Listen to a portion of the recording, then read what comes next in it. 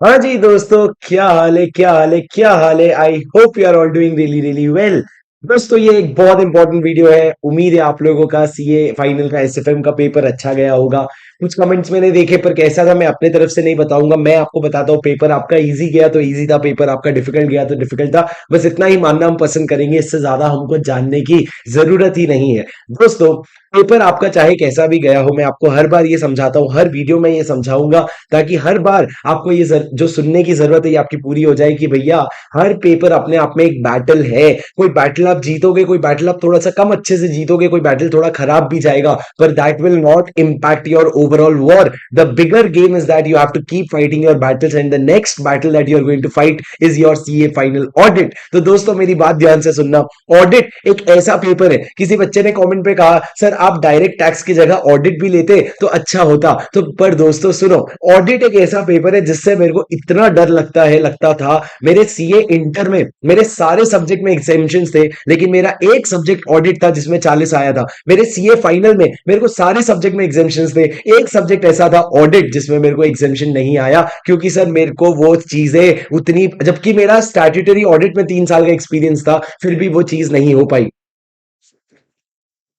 एक सेकेंड रुक जाओ। क्या तुमको मेरी आवाज आ रही है?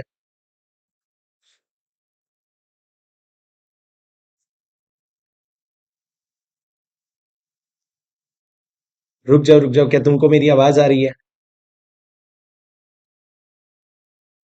हाँ जी, आ तो रही है। तो दोस्तों, ऑडिट एक ऐसी चीज है, अब मैं आपको फाइनली बताता हूँ। एग्जामिशन नहीं आया, फिर 56 मार्क्स आए थे ऑडिट में, पर ऑडिट में एक नॉर्मल एवरेज स्टूडेंट, अगर आप बहुत आपको ऑडिट पसंद है, एक्स्ट्रॉर्डिनरी प्यार है, तो ये वीडियो आपके लिए नहीं। पर अगर आपका एवरेज एवरेज ऑडिट है, डर है थोड़ा सा, बस ये है कि भैया ऑडिट संभाल लेना, बाकी सब मैं संभाल लूंगा, तो ये वीडियो आपके लिए बहुत इंपॉर्टेंट है। एकदम अंत तक देखना जरूर। दोस्तों प्लीज मेरी बात एकदम ध्यान से सुनो। आप लोगों ने ये समझना पड़ेगा कि आप लोगों को ऑडिट के पेपर में ये पहली बार ऐसा होने वाला है जब आप पूरा दिन थियरी पढ़ने वाले हो। पहले एफआर के लिए आपको 3-4 दिन मिल गए, एसएफएम प्रैक्टिकल था तो आपके लिए बहुत मैनेजेबल था। आप 1.5 दिन पूरा थियरी पढ़ने वाला है, और एक लेवल पे दिमाग बंद हो जाता है। दिमाग बंद हो जाता है जहां पे आपके दिमाग में चीजें डालने पे भी नहीं जा रही है। तो दोस्तों, आपको ये ध्यान देना पड़ेगा कि आप भले कितनी भी कोशिश कर लो, पर आपको ऑडिट में सबसे प्यारी चीज जो करनी है वो अपने टाइम का मैनेजमेंट करना है। तो आपको अपना शाम से शुरू कर देना है पेपर। मैंने सबसे बड़ी गलती ये करी थी in the last moment for CA final audit, on the day before paper. तुम मानोगे अगर मैं ये कहूं कि एसएफएम से मैं घर आया और घर आते ही मेरे को रियलाइज हुआ कि भैया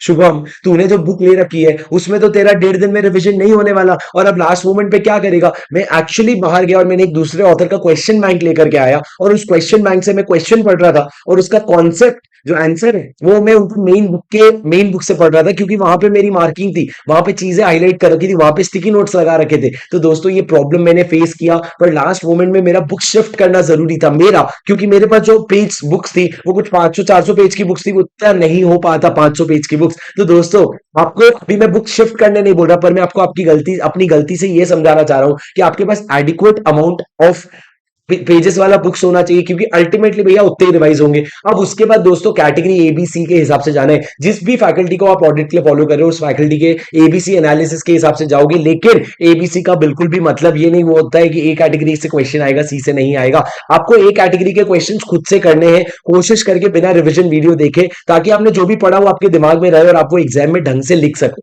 पी और सी कैटेगरी के आप अगर समरी नो आप अगर नहीं पढ़ पा रहे हो, तो आपकी रिविजन वीडियोस देखो। और सी कैटेगरी का एकदम छोड़ने के मूड में हो ना, मेरी आपसे रिक्वेस्ट है, क्वेश्चन बैंक जरूर करके जाना। चाहे कोई भी क्वेश्चन बैंक हो, कोई भी क्वेश्चन बैंक जो पास्ट आरटीपी एमटीपी कवर करते हैं ना, ऑडिट में आपको रिपीट क्वेश्चंस दिखने के बहुत चांसेस हैं इस बार, क्योंकि ओल्ड सिलेबस है। पर दोस्तों, कहीं ना कहीं ये डर लग रहा है कि अब ऑडिट में क्या होगा। एफआर जो भी आया, एसएफएम जो भी आया, कि ऑडिट ये लोग थोड़ा सा टफ देंगे, तो भैया मेरे को नहीं पता टफ देंगे कि इजी देंगे, लेकिन अपना वो काम ही नहीं है। अपन ये मानेंगे वो लोग फाड़ने वाले हैं, अपन और जाके फाड़ने वाले हैं। तो भैया वो लोग टफ देने वाले हैं, पर अपन अपनी पूरी तैयारी करेंगे। पर दोस्तों, ये मोटिवेशन लेकर के रखो कि ऑडिट का पेपर संभाल लेंगे ना, असल में पूरा ग्रुप समझ जाएगा। कुछ बातें आपको बता देता हूँ। रिविजन वीडियोस को बहुत स्मार्टली यूज करना, ऑडिट के लिए भी, लॉ के लिए भी। रिविजन वीडियो से हमको ऐसा सूडो फीलिंग आती है कि हमको समझ आ रहा है, हमको चीजें याद हो रही है, पर ये ऑडिट से, ये जो रिवीजन वीडियो सुने हुए रिवीजन वीडियो से एमसीक्यू में कहीं ना कहीं फायदा होता है, पर डिस्क्रिप्टिव में आपका हाथ नहीं चलता है। तो ये सूडो इफेक्ट अवॉइड करना,